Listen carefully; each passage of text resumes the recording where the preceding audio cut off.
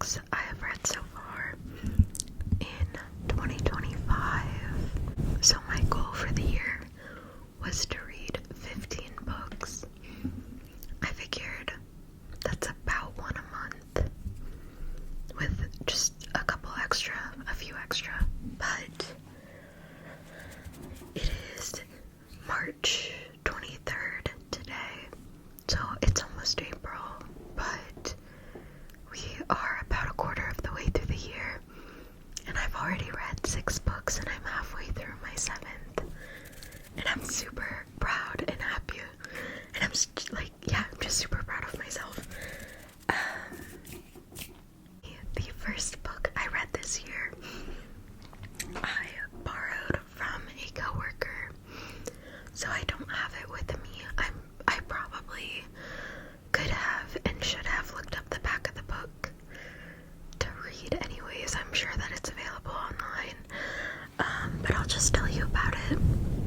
The first book I read was Verity by Colleen Hoover. It is a book about an author there's a famous author who gets in an accident, and her book series needs to get finished. So they are looking at, her husband is looking at hiring a ghostwriter to finish the series. And so this new up-and-coming author meets with the husband, meets with her agent, and finds out it's a good deal and takes it. And she gets to move into the famous author's home to write, because the famous author has an office and all of her notes in the home. So the husband just thinks it's easier to have the new author write in the office. Well, the new author ends up finding a manuscript by the wife detailing all these horrible things that she has done or thought. And it's like pretty messed up stuff. I'm not even gonna go into it, but it's definitely a psychological thriller if you're into that. And the author, the new girl, is going back and forth about whether or not to tell the husband. And yeah, I don't want to give too much away, but there are a lot of twists and turns. And it was really good. I don't think the writing was exceptional or the best I've ever written, and there were some plot holes where I didn't necessarily think things were super plausible, or every loose end got tied up, but it was a really good read, and I think that I had given it a 4 out of 5 star review.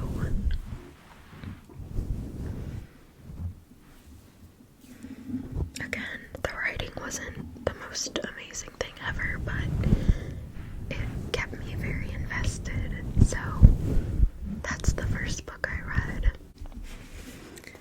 This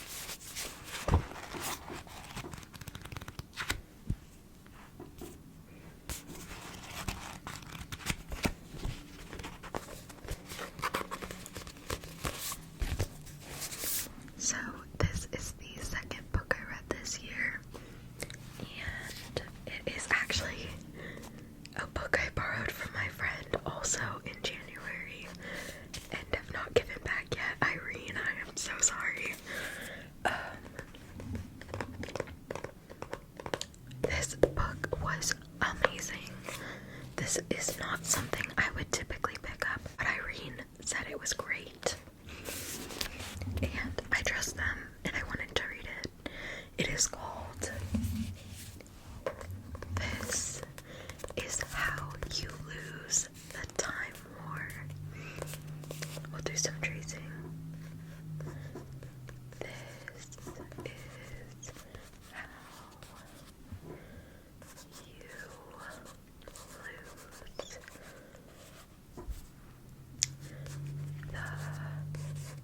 the time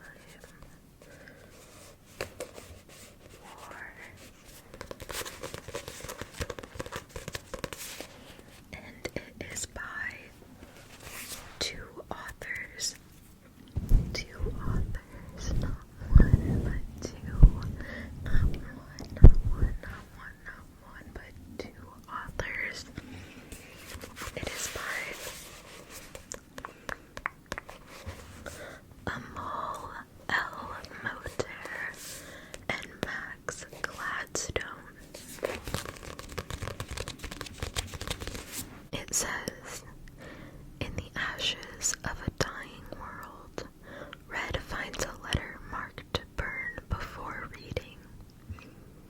So begins an unlikely correspondence between two rival agents in a war that stretches through the vast reaches of time and space.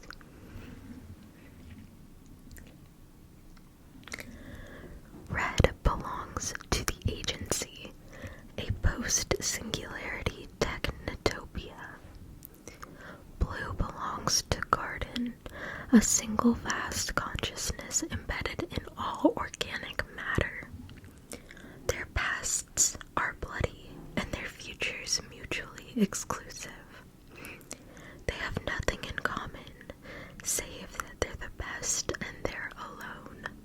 Now what began as a battlefield boast grows into a dangerous game, one both red and blue are determined to win. Because winning's what you do in war, isn't it? A tour de force collaboration from two powerhouse writers that spans the whole of time and space.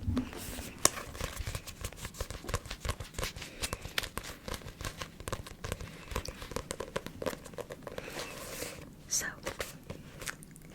this book, I don't want to give too much away, but if that sounds interesting, this book is amazing, and also, it is sapphic. It is an LGBT, lesbian, time war romance. It's amazing. Yeah. Every chapter is written back and forth between perspectives, and it ends with a note, like a letter left by the other one. So if Red wrote a chapter, then Blue wrote the letter, and vice versa. And it was so good. I think I read it in about 5 days, which is longer than it should have taken because it's not that long. It is just under 200 pages. But I did not want to finish this book. It was so good. It was very beautiful. And it's kind of crazy because I don't think of myself as someone who enjoys books that don't have a lot of world building. But this book, you find out the bare minimum. And sometimes, too, there were times where they were talking about something with the agency and the garden, or like, I don't know, there would just be like information about the war that I didn't feel like I was totally following. But it didn't enter my enjoyance of this book. When I have more shelf space, I might buy myself a copy. Even though I have already read it, it was so beautiful, and it's one that I would enjoy reading again.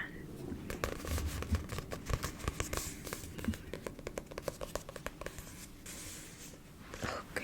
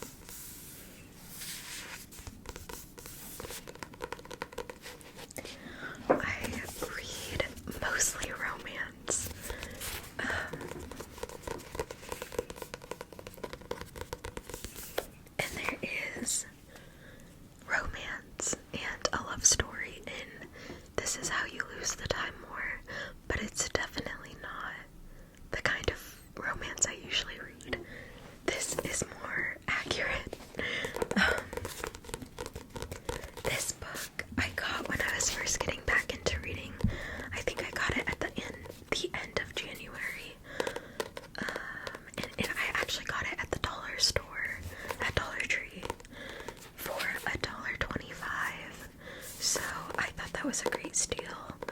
And like I said, I wasn't sure how much I was going to be reading yet, or if the hobby would stick. So I was very happy to pick something up that looked actually interesting to me, but only cost me $1.25. And actually, my mom paid for this for me, so it was free to me, but it was also affordable.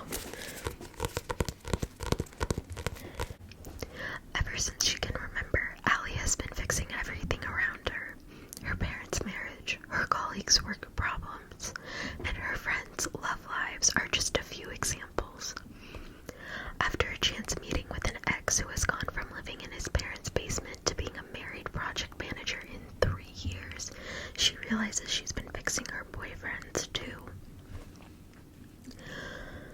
So Allie decides to put her talents to good use, and alongside 2 work friends, sets up the Fixer Upper, an exclusive underground service for women who are tired of unpaid emotional labor. Using little tricks and tips, Allie and her friends get the men to do the work themselves. Before long, a high-profile Instagram star hires them to fix up her app developer boyfriend. There's just one catch. He's also Allie's childhood best friend and first love. As Allie tackles her biggest fixer-upper yet, she'll have to come to terms with their complicated history and figure out how much to change someone she always thought was perfect as he is. We should trace this as well.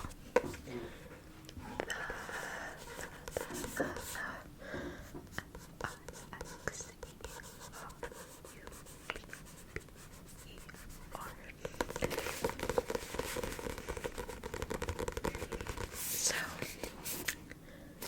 this book I gave 3 stars.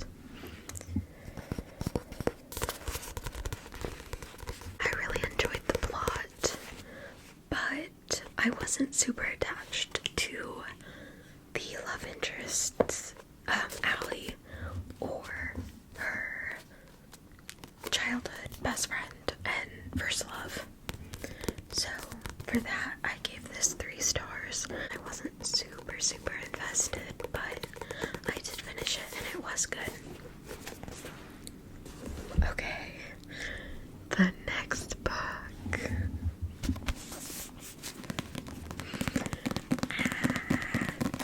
This is Wild Love by Elsie Silver, and this recommendation came straight from the ASMR bookish queen, Haley Jean ASMR. This book was very good. I did give it, well, okay, let's read the back and tap on the book first, and then I'll talk about it. Okay. This is WILDLOVE,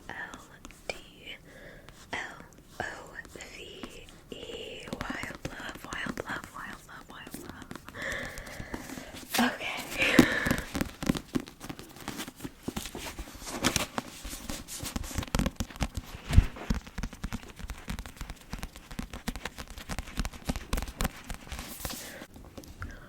Forbes may have labeled Ford Grant the world's hottest billionaire, but all he cares about is escaping the press and opening a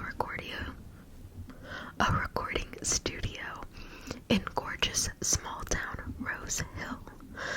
Something that comes to a screeching halt when he ends up face to face with a young girl who claims he's her biological father. Now he spends his days balancing business with parenting a sullen 12-year-old, all while trying desperately to keep his hands the hell off his best friend's sister, Rosie Belmont. After living in the city, Rosie came back into town like a storm, beautiful, messy, and chaotic, and one wide-eyed, desperate plea for a job is all it takes for Ford to hire her. He vows to keep her at arm's length, tries to stick to scowls giggles and grumpy one-liners, but with her, verbal sparring is a type of foreplay, friction that soon turns to blistering heat. Ford knows damn well he shouldn't cross this line, but shouldn't and can't are two very different things, and the only thing he truly can't do is resist her.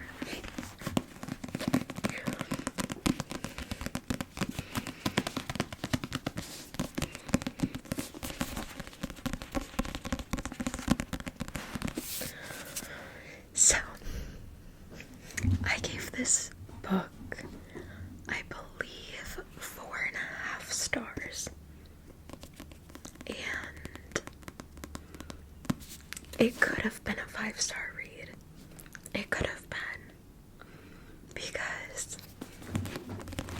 the writing style is very fun. It's very engaging. I enjoyed it. Ford. I like Ford as a character. I like... Oh my gosh, I'm blanking on his daughter's name. But the daughter that shows up, I think her name might start with a C. I don't remember. But let's see. I didn't see it, but I did remember. It's Cora. I love Cora's character. I love Ford's character. I liked Weston, which is Rosie's brother. The only character that I did not love, here's the thing. I was not super attached to Ford anyways. He's the main love interest. I was not super attached to him, but I did like him. But here's the problem. I did not really like Rosie that much. I just didn't. I don't know. She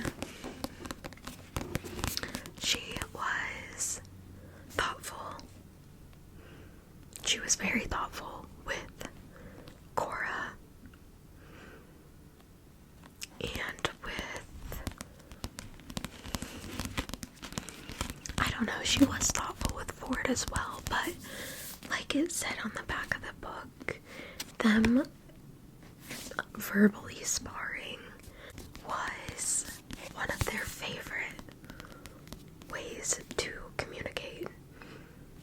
And I'm sure that to some people it reads as like sweet or heated or like heated, like tension in a good way. I'll just say that. And to some people, maybe it's funny. I didn't like it. I don't know. I'm sorry.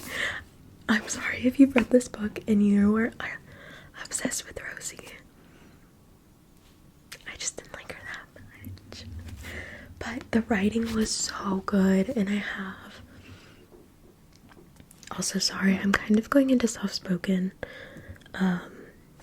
Just because I kind of feel like my whispering sounds weird right now, and I kind of think that I'm breathing on the mic a lot, so I'm kind of going back and forth, but yeah. I don't know, she kind of annoyed me. I'm so sorry. But the writing was so good, and I have more Elsie Silver books on my TBR, so maybe there will be other characters that I connect with more.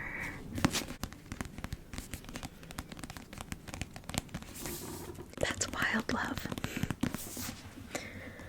So then, the next book, this is the 5th book I've read this year.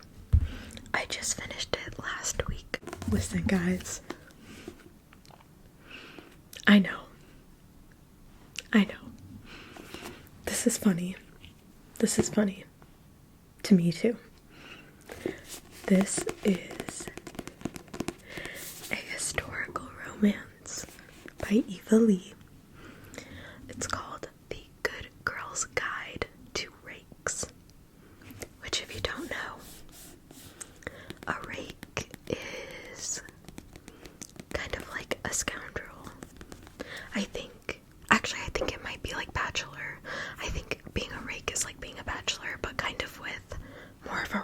reputation.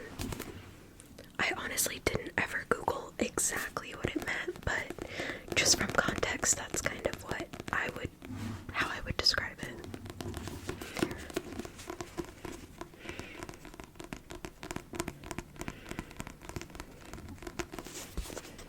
Now, let me just say, my mom and I went to Half Price Books together.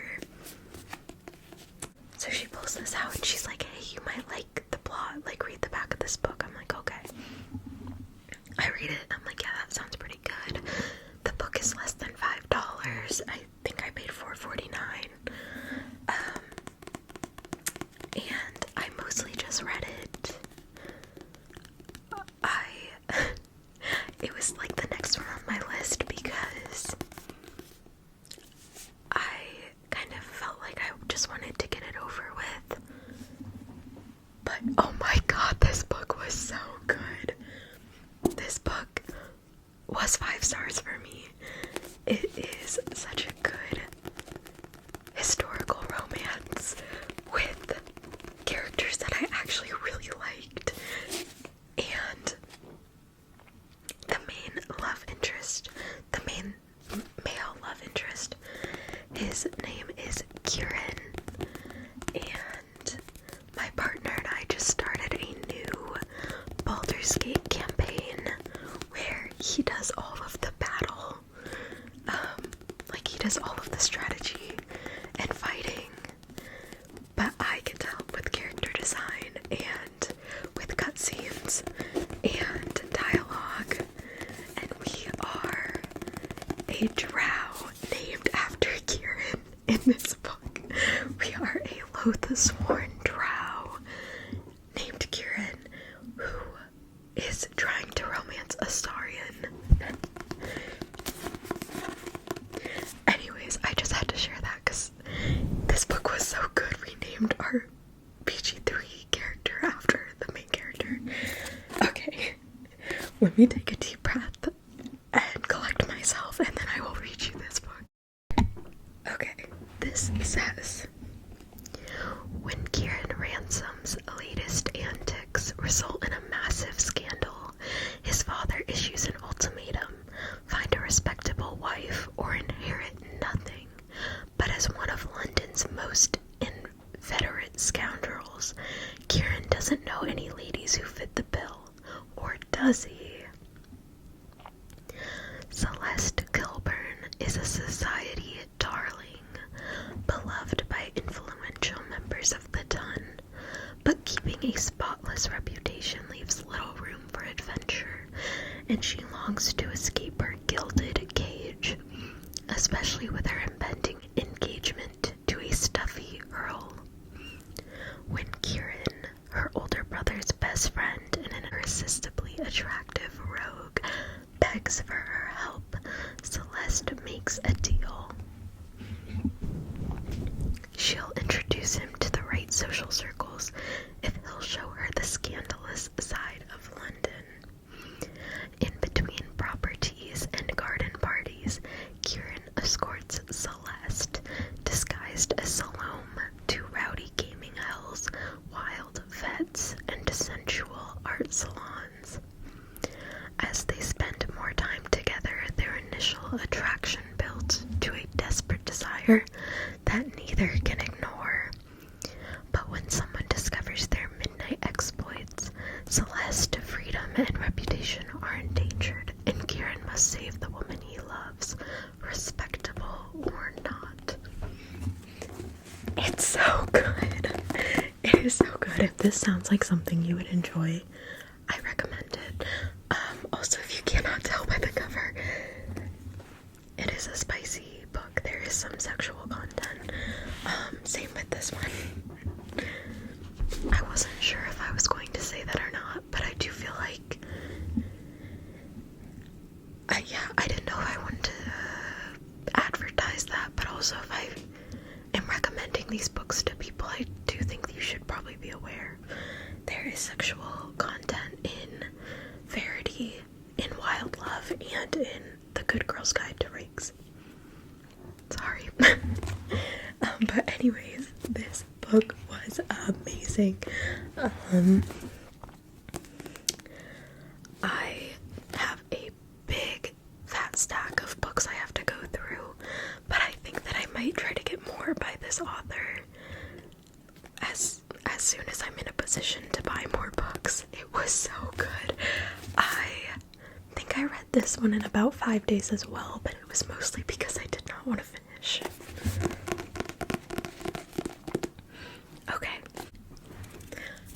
Okay, sorry guys. I hope the angle didn't change too much, but I had to delete some stuff off my phone for storage purposes. Luckily, we only have one more book to go, so we'll make this as quick as possible. So this is HAPPYPLACE. That was some interesting tracing. But this is Happy Place by Emily Henry.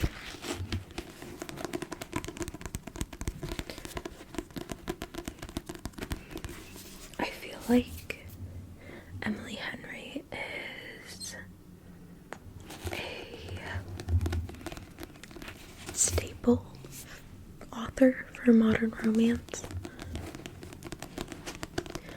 Unfortunately, I did only give this book 4 stars. I'll read the back and then we can talk about it. This says, Harriet and Wynne have been the perfect couple since they met in college. They go together like salt and pepper, honey and tea, lobster and rolls. Except now, for reasons they're still not discussing, they don't. They broke up 5 months ago and still haven't told their best friends, which is how they find themselves sharing a bedroom at the main cottage that has been their friend group's yearly getaway for the last decade. Their annual respite from the world, where for one vibrant, blissful week, they leave behind their daily lives, have copious amounts of cheese, wine, and seafood, and soak up the salty coastal air with the people who understand them most.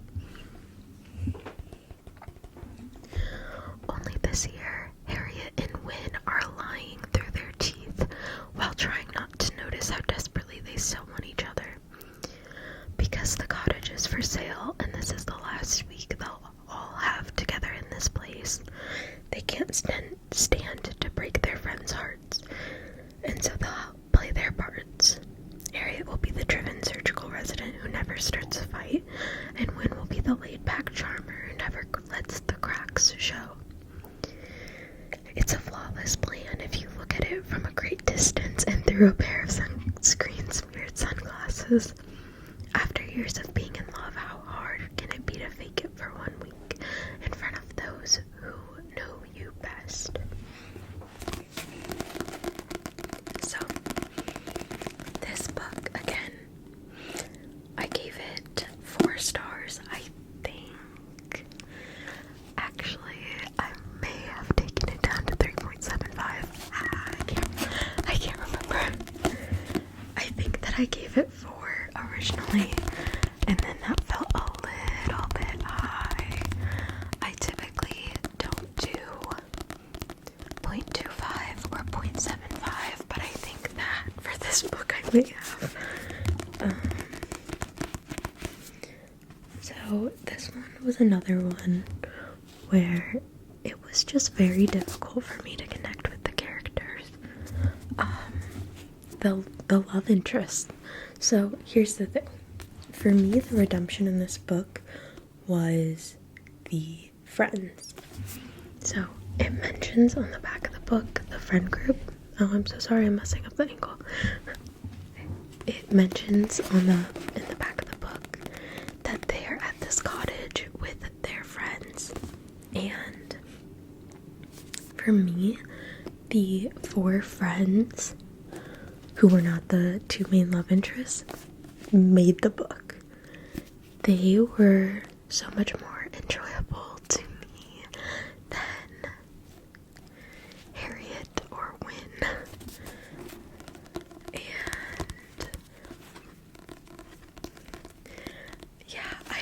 don't know why. They just both kind of bothered me. And I'm so sorry, but I hate their names. I really like the name Harriet, and I've never really heard the name Win except for in this book, but in real life I wouldn't mind it. I don't have anything against those names. I just don't think they fit the characters. And maybe that's just me, and maybe that's not true. Like, maybe some people have read this book and were like, that is so perfect. Like, that is so Harriet. But I did not feel that way. And that, I think, also bothers me. I don't know. I think maybe that might have been another issue I had with Wild Love, where I just don't connect with the characters because I don't think their names are right. Obviously, I didn't write the book, and I have no position to be naming the characters that come out of someone else's head, but to me, they're just not what I would have chosen. Because in Wild Love, their names are Rosie and Ford, and in this book, it's Harriet and Win. And I don't have anything against any of those names, I just don't think they're right. Not for the characters. The writing in this book was really good though, and I just finished it, I think last Thursday maybe. It's Sunday right now. Maybe I finished it on Tuesday, I don't remember. But I finished it very recently, within the last week. And I finished it in 2 days, which was only because I was able to read on our front porch. It was finally nice enough out, and there still aren't mosquitoes because we're early enough in the year. So I read outside one night for sure, but I think I might have read outside both nights. And yeah, I was able to finish this book in 2 days. And yeah, I don't know. I also, like I said, I really did enjoy the friendships and the friend characters in this book. So I think that was another reason that I was happy to keep reading, but the romance just didn't really do much for me. This book is also slightly spicy. There's definitely like some sexual content, but I can't remember. I don't feel like they go super far, but I don't remember. Anyways, that's really all I had today.